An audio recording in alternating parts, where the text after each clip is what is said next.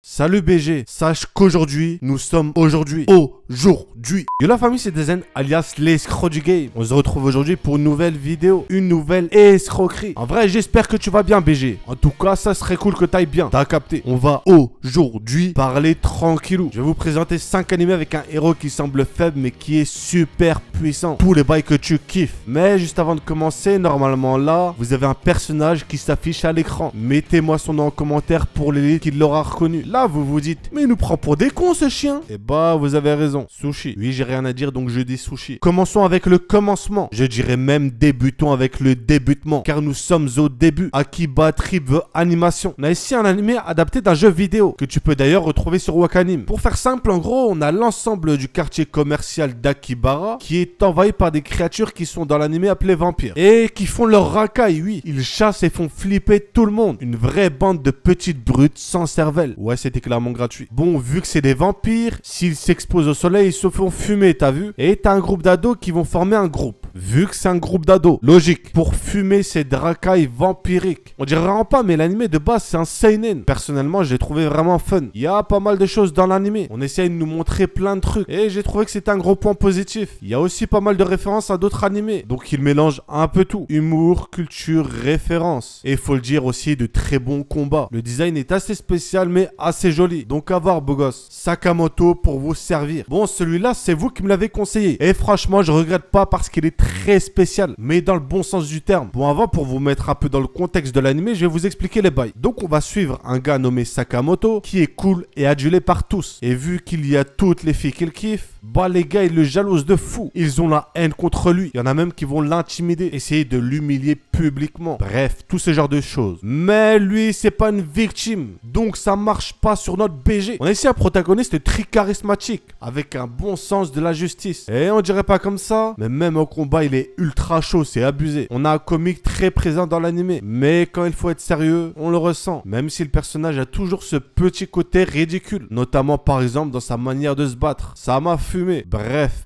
Sushi, Isekai Shit Magicienne, que vous pouvez retrouver sur ADN. On va suivre une histoire basique, hein. Deux amis qui vont se retrouver transportés dans un autre monde. Bon, un Isekai banal, t'as vu? Donc notre protagoniste, avant d'être transporté dans ce monde, il avait des réflexes de fou, le frérot. Du coup, ils vont commencer une petite vie de magicien tranquillou. Dans cet animé, t'as un truc pas comme les autres. Un truc qui fait que quand tu regardes l'animé, tu te dis, waouh, c'est pas vrai, il est comme absolument tous les autres Isekai. Mais en vrai, entre nous, on kiffe les Isekai. On kiffe les sushis. On met un pouce bleu à la vidéo. Pour le protagoniste, il m'a un peu fait penser à un mélange entre Shin de Kenja Nombago et Kirito. Bon, pour commencer par le plus gros point négatif de l'animé, comme je l'ai déjà dit, c'est peut-être l'originalité. Mais le manque d'originalité ne veut pas dire que l'animé est mauvais. Même loin de là, il y a plein d'animés qui sont clichés mais qui restent juste excellents. Comme Danmachi par exemple, pour ne citer que lui. Mais, mis à part ça, l'animé reste quand même très bon. L'animation et surtout les couleurs sont très bien faites. Les personnages sont pas abusés comme on peut voir dans certains Isekai, mais restent quand même très forts. On voit leur progression et je trouve cet équilibre parfait. Ginga Eiyu Desetsu. On est ici dans un futur lointain de ouf, t'as vu? Genre t'as des vaisseaux spatials, ce genre de choses, et même des nouveaux états, dont deux qui sont en guerre depuis un bail. L'Empire Galactique et l'Alliance des Planètes Libres. Ça fait tellement longtemps qu'ils sont en guerre qu'ils ne savent même plus pourquoi ils le sont. Bon, t'as capté le truc. Et bah pour l'histoire, elle va se concentrer sur deux personnages du camp opposé, un peu comme un Code Geass. Quand tu commences l'animé, je peux te dire que tu vas pas t'ennuyer. Ça commence fort dès le début. Les musiques et l'ambiance de l'animé rendent limite nostalgique. Je sais même pas pourquoi, mais c'est mon impression. Le scénario est assez poussé et la mise en scène magnifique. On a beaucoup de choses dans cet animé, donc il faut s'accrocher. Donc à ce que j'ai compris, c'est un remake d'un ancien animé. J'ai pas vu l'ancien, mais je peux vous dire que celui-là est juste excellent. D'habitude, je suis pas trop au truc d'espace, tout ça.